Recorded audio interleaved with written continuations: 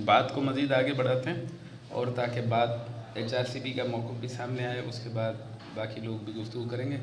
मैं HRCP के secretary general जनाब आरिस खलीक साहब से दरख्वास्त करूँगा कि वो आएँ और अपने ख़यालात का इज़हार करें। बहुत बहुत शुक्रिया अख्तर बलोच साहब, आपकी नहायत कामयाबी से आप निज़ामत चला रहे हैं। और मैं समझता ये हूँ कि कराची प्रेस क्लब मेरी अपनी जो ज़ाती ज़िंदगी है, क्योंकि मैं अपने शहर वापस आया हूँ तो एक दो बातें आपसे कर लूँ मौजू पे आने से पहले मुख्तसरन। एक तो जो कराची प्रेस क्लब के दो ऐसे जलसे, यानी बहुत वक्त यहाँ गुजरा है, लेकिन ऐसे जलसे मुझे याद हैं और आज के दिन ख़ास तौर पर मुझे याद आए। एक 1986 में जब ज़मीर नियाज़ी साहब की किताब, पहली किताब जो उनकी थी, प्रेस अंडर सीज, वो प्रेस एंड चेंज 1986 में लॉन्च हुई थी। 1986 में जब कराची प्रेस क्लब में लॉन्च हुई तो मुझे इस बात यानी एज़ाज़ हासिल है कि मैं उस वक्त पढ़ता था और मैं उस तकरीब में यहाँ मौजूद था और इमरजेंसी का ख़ात्मा हुआ था और उसके मेरा ख़्याल है साल भर के बाद वो किताब कराची प्रेस क्लब में लॉन्च हुई और वो एक बहुत बड़ा पाकिस्तान की इज़हार राय की आज़ादी की जो पूरी जद्दोजहद रही है उसका मैं समझता हूँ कि एक संग मील था। वो किताब भी एक संग मील थी और उसके बाद भी उनकी किताबें आई ज़ाहिर है, लेकिन वो दिन भी एक बहुत अहम दिन था। उसके बाद यहाँ हबीब जालिब की सालगिरह मनाई गई थी, जो उनकी 57वीं सालगिरह थी, 57th बर्थडे था हबीब जालिब का। और मेरा ख़्याल है कि एक वक्त में इतने थानों की, प्रीडी हो या आर्टिलरी मैदान हो या सदर हो या क्लिफ्टन हो, पता नहीं कौन कौन से थाने थे, अब आजकल तो मुझे नहीं पता कि मज़ीद थाने बन गए हैं यहाँ, कि उन इतनी पुलिस और पुलिस अब जो बदकिस्मती से जो हमारे जलसे होते हैं, हमारे से मुराद ये है कि जो सियासी जमातों के नहीं बल्कि समाजी तहरीकों और समाजी अंजुमनों के जलसे होते हैं, उसमें पुलिस और रेंजर्स हमें आउट नंबर कर देते हैं, उनकी तादाद हमसे कहीं ज़्यादा होती है। ये लम्हा फ़िक्रिया है। लेकिन उस वक्त जो मेहनतकशों की तादाद थी उस जलसे में, और जो लाउड स्पीकर्स प्रेस क्लब के पुराने दरख्तों पर और बाहर इस पूरी सड़क पर लगे हुए थे, वो भी एक यादगार दिन था। लेकिन जो बदकिस्मती है ख़वातीन व हज़रात, और मैं समझता हूँ कि आपकी जो यानी शायद हम एक मरतबा तारीख़ में हमारे उस्ताद ये पढ़ाते थे, अली अब्बास जलालपुरी से लेके दीगर लोग, क्योंकि डॉक्टर रियाज शेख ने उनका तस्करा किया है उन लोगों का जिन्होंने पाकिस्तान में रोशन ख्याली की तहरीक को आगे बढ़ाया, और उस वक्त शायद जो एकेडमिक स्पेसेस थी उनमें गुंजाइश ज़्यादा थी, तो वो ये कहते थे कि तारीख़ कभी अपने आप को नहीं दोहराती। ये एक फ़िक्री मुगालता है। अली अब्बास जलालपुरी साहब, अगर मैं आप में से बहुत सारे ही दोस्त वाकिफ़ हैं तो, लेकिन मुझे महसूस ये होता है कि शायद तारीख़ अपने आप को उस तरह से नहीं दोहराती जिस तरह से एक मार्क्सिस्ट अंदाज में लोग कहते हैं कि नहीं दोहराती और हर मरतबा एक नई सूरत हाल और नई चीज़ें पैदा होती हैं, लेकिन कुछ पैटर्न्स होते हैं। एक पैटर्न्स थ्योरी मेरे ख्याल है समझना बहुत ज़रूरी है। पैटर्न वही है जो 80 की दहाई में हमने पाकिस्तान में जिसका एक्सपीरियंस किया है, वही तजुर्बा है जिससे हम दोबारा गुजर रहे हैं। तो बेशक जो मारूज़ी हालात हैं वो बदल गए हों, जद्दोजहद की शक्लें और जबर की शक्लें भी बदल गई हों, पहले लोग कोड़े खाते थे अब गायब हो जाते हैं, तो ये शक्लें ज़रूर बदली हैं, मगर वो एक पैटर्न है जो 1980 की दहाई में था, जो 20वीं सदी की दूसरी दहाई में हमने रिपीट होता हुआ देखा है, और इस पर हमें गौर करने की ज़रूरत है। अब जो मौजू आपका है कि रिक्लेमिंग सिविक स्पेसेस इन पाकिस्तान के, ये कैसे रिक्लेम की जाएँ, रिक्लेम करने की ज़रूरत क्यों है ये आप मुझसे बेहतर जानते हैं, लेकिन वो कैसे रिक्लेम की जाएँ उसके बारे में अगर मैं दो बातें मुख्तसरन आपके सामने पेश करूं, और फिर जब दीगर मुकर्रीन मोहतरमा ज़ोहरा यूसुफ भी यहाँ मौजूद हैं जो हमारी 2 मरतबा चेयरपर्सन रही हैं और इसके अलावा इनकी जद्दोजहद से आप सब वाकिफ़ हैं, और असद भट्ट साहब भी हैं, डॉक्टर तौसीफ़ अहमद ख़ान हैं, रियाज साहब बात कर चुके हैं, और आप भी जब एक ओपन फोरम में आप ज़ाहिर है कि गुफ्तगू करेंगे तो आप ये सब इन बातों पर ज़्यादा तफसील से रोशनी डाल सकते हैं और इसका रद्द भी कर सकते हैं, कोई बेहतर ख़याल भी पेश कर सकते हैं। मेरे नज़दीक पाकिस्तान में जो इस वक्त हमारी जो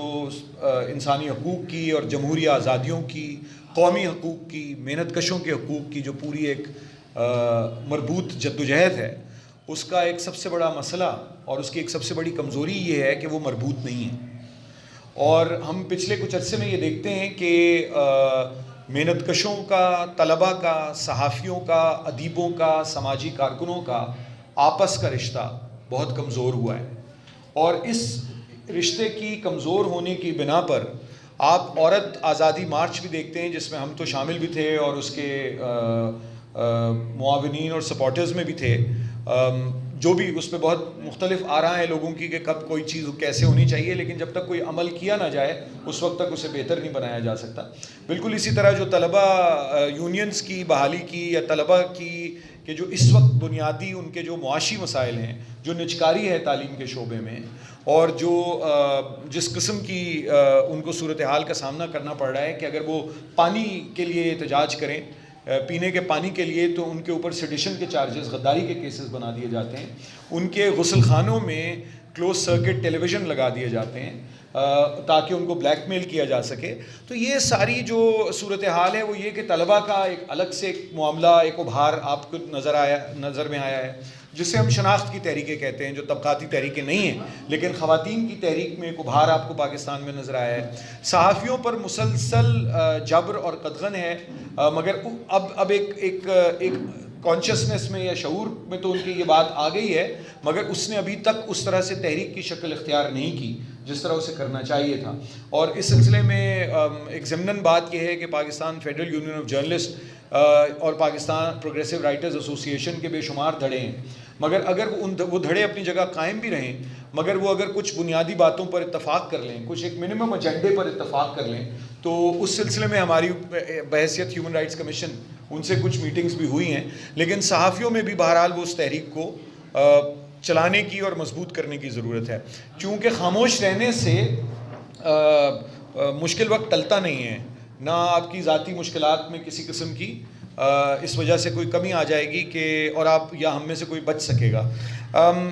और साथ साथ जो इस वक्त जो ट्रेड यूनियंस की सूरत हाल है, आप में से बहुत से लोग उससे वाकिफ़ हैं कि 2% से कम लोग पाकिस्तान में यूनियनाइज्ड हैं, मगर जो यूनियनाइज्ड हैं भी उनकी भी इन तहरीकों में कितनी शमूलियत है या उनका हमारे साथ कितना ताल्लुक़ और रब्त है। तो मैं समझता हूँ कि किसी भी कामयाब तहरीक को या कामयाब जो समाजी तहरीक चलाने की या तहरीकें चलाने की जो ज़रूरत थी वो पहले से कहीं ज़्यादा है अब, और सियासी अमल उसी सूरत में मजबूत हो सकता है और सियासी जमातें उसी सूरत में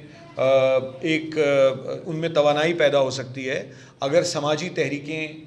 इस मुल्क में चल रही हों और मजबूत समाजी तहरीकें चल रही हों। जो इजहार राय, अंजुमन साजी और इज्तिमात पर पाबंदी के मसाइल हैं वो भी सब आपके सामने हैं। और इसमें एक बात समझना, मैं समझता हूँ कि जो इंसानी हकूक़ का अगर एक फ्रेमवर्क को इस्तेमाल करें आप, ये मुख्तलिफ़ फ्रेमवर्क्स हैं जिन्हें हम इस्तेमाल करते हैं अपनी इज्तिमाई फ़लाह के लिए और शहरियों की इज़्ज़त और तकरीम और वक़ार में इजाफ़े के लिए और उनको और मसावी शहरियत के हसूल के लिए। तो उसमें अगर आप ये देखें कि अगर इज़हार राय की आज़ादी नहीं होगी तो आप तालीम के लिए कैसे बात कर सकेंगे? अगर इज़हार राय की आज़ादी नहीं होगी तो सेहत के मसले पर कैसे गुफ्तगू हो सकेगी? चूँकि आज अगर कोई बड़े बड़े जो मुक़्तदरा है जो उनके आपस की लड़ाइयों पर बात करने पर पाबंदी है, तो साथ साथ ये भी आपके पेश नज़र रहना चाहिए कि आप एक हद से ज़्यादा तालीम, सेहत, रोज़गार के बारे में भी बात नहीं कर सकते। जो मेरे ज़ाती दोस्त भी हैं और आप में से भी बहुत के अहबाब जो इकोनॉमिक जर्नलिस्ट हैं, आप उनसे पूछ सकते हैं कि उन्होंने किन किन प्रेशर्स का सामना किया है कि जब वो हुकूमत की महज जो मुआशी तरजीहात हैं उन पर तनकीद करते हैं। तो ये इसलिए जो इज़हार राय की आज़ादी का मसला है वो मुआशी और समाजी और सकाफ़ती हकूक़ की आज़ादियों से जुड़ा हुआ है, इसलिए उसको महज एक मुतवस्सित तबके का मसला समझ के नज़रअंदाज नहीं किया जा सकता। ये तमाम लोगों का मसला है। अंजुमन साजी के सिलसिले में भी यही है कि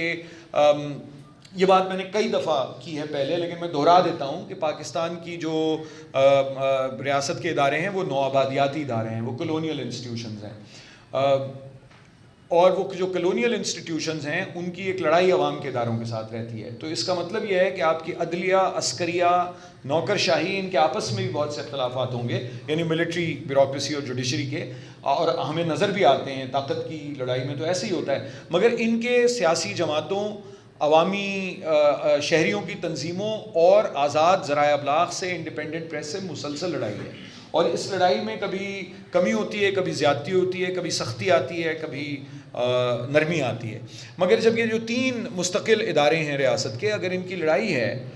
3 अवामी इदारों के साथ, स्ट्रक्चरल मसला है, तो वो सारी दुनिया में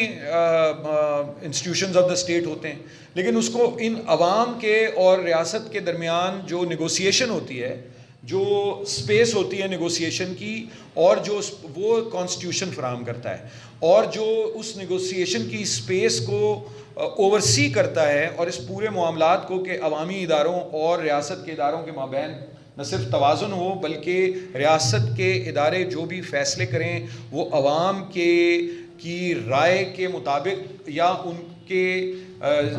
उनके तहत हों। ये इंश्योर करती है या इसकी ज़मानत देती है पार्लियामान, इसकी ज़मानत देती है मुंतखब पार्लियामान या मुंतखब सूबाई असम्बलीज़, और जिसमें मैं समझता हूँ कि जो आपके मुंतखब नुमाइंदे हैं। मगर अगर आपका पार्लियामेंट और आपका constitution he permanent institutions of the state जो कि कलोनियल इन नेचर हैं, जिनमें किसी किस्म की कोई ट्रांसफॉर्मेशन नहीं हुई, सिग्निफिकेंट सब्सटैंशियल ट्रांसफॉर्मेशन नहीं हुई 70 बरस में, वही अगर उनके ज़ेरे नगी हों तो फिर सूरत हाल वही होती है जो पाकिस्तान में है। और ये गौर करने का एक सवाल है। अब इसमें हम क्या कर सकते हैं और क्या हमें करना चाहिए? तो मैं समझता हूँ कि मैंने अब बहुत आपका शुक्रिया कि आपने कहा कि मैं वैसे 25 बरस से ह्यूमन राइट्स कमीशन से वाबस्ता हूँ। सिर्फ फ़र्क ये पड़ा है कि थोड़ा सा एक पिछली सफ़ के एक आम मेंबर से एक ज़रा ज़िम्मेदारी मिल गई है, वही काम हम आगे बढ़ा रहे हैं जो हम इतने अरसे से करते रहे हैं। इसमें कोई कुछ नई शायद चीज़ें करने की ज़रूरत इसलिए है कि नौजवानों के साथ हमारे रवाबित में इजाफ़ा होना चाहिए, और एक इस्तक़लाल के साथ, कंसिस्टेंसी के साथ ये काम करते रहने की ज़रूरत है। तो वो हम कर रहे हैं। लेकिन इसमें जो इंसानी हकूक़ कमीशन का जो आइंदा जो मैं समझता हूँ कि आपकी खिदमत में मैं पेश करूँ, वो प्रोग्राम ये है कि हम जितने भी तबक़ात जद्दोजहद में मसरूफ़ हैं, और वो एक वाइड रेंज है, चाहे वो कौमी हकूक़ और लिसानी हकूक़ के लिए काम करते हों, या वो ख़वातीन के हकूक़ के लिए हों, या तलबा के हकूक़ के लिए हों, या मेहनत कशों के हकूक़ के लिए हों, या अफराद बहम माजूरी जिन्हें हम कहते हैं, पर्सनस विद डिसेबिलिटीज़, वो हों, या ट्रांसजेंडर हों, ख्वाजा सरा, वो जितने भी ये तबक़ात हैं, इन सबको जोड़ने की ज़रूरत है। और हम ये चाहते हैं कि हम जो काम पहले करते रहे हैं उसमें कुछ थोड़ा सा मैं नहीं समझता कि ठहराव आया था, लेकिन रफ्तार कम ज़्यादा होती रहती है हालात के मुताबिक, क्योंकि बहुत सारे हम मसाइल से गुज़रे हैं, बहैसियत कमीशन भी पिछले चंद साल में। हम इसको महज लाहौर, कराची और इस्लामाबाद की सतह तक नहीं रखना चाहते, ना रखेंगे। हम इन नेटवर्क्स को, जो पहले हमारे ग्रुप्स हुआ करते थे अज़ला में और पाकिस्तान के, क्योंकि हमारे लिए जब हम कहते हैं छोटा शहर या बड़ा शहर, तो वो आबादी के हिसाब से होता है, अहमियत के हिसाब से नहीं होता। तो इसलिए पाकिस्तान के छोटे शहर, कस्बात, देहात, उन सब में जो भी इंसानी हकूक़ के कारकुनों के नेटवर्क्स हैं, उन्हें हम रिवाइव करेंगे आप लोगों की मदद से अगले चंद माह से लेकर साल में। और उसके लिए ज़ाहिर है कि हम उस पर एक मनसूबाबंदी हमने की है और उस पर काम कर रहे हैं, कोशिश कर रहे हैं कि वो हो जाए। और लेकिन वो सिर्फ इंसानी हकूक़ के कारकुन, महज जो ह्यूमन राइट्स वायलेशंस होती हैं, वो हमारा एक बड़ा काम है। ये बहुत बड़ी बड़ी जमहूरी, तबक़ाती और मसावी शहरियत और वफाकियत के मबाहिस में वो काम हम न छोड़ सकते हैं, ना हमें छोड़ना चाहिए, और हमें उनके दरमियान एक बड़ा वाज़े एक लिंक नज़र आता है। तो वो काम भी हम करते रहेंगे, लेकिन उन्हें जोड़ेंगे सारी इन तहरीकों के साथ। और ज़ाहिर है कि एक छोटा सा इदारा है, ये कोई सियासी जमात नहीं है, और ये कोई इदारों का मजमूआ नहीं है, लेकिन ह्यूमन राइट्स कमीशन की एक कोशिश होगी कि जो मैंने कि हम इस पर अमल करें, और एक तहरीक या कई तहरीकें, क्योंकि एक बहुत बड़ा मुल्क है,